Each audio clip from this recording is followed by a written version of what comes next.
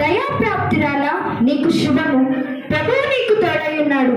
మరియా, నీవు భయపడకుము, పరిశుద్ధాత్మ ద్వారా కృప పొందితివి. ఇదిగో, నీవు గర్భము ధరించి కుమారుని కని ఆయనకు యేసు అని పేరు పెట్టును. ఆయన గొప్పవాడై సర్వోన్నతుడి కుమారుడు అనబడును. నేను ఏ పురుషుని ఎరుగని దానను.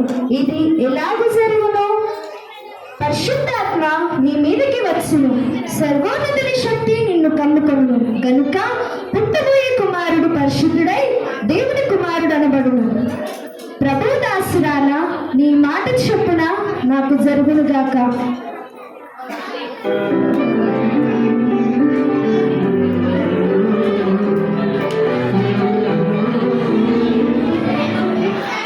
ఆమె భర్త అయిన యోసేపు నీతిమంతుడై ఉండి ఆమెను అవమానపరచనులక రహస్యముగా ఆమెను విడనాడో ఉద్దేశించెను.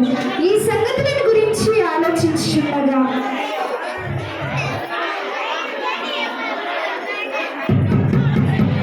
దావీదు కుమారుడైన యోసేపు, నీ భార్యను చేర్చుకొనుటకు అవమానపరచుకుము.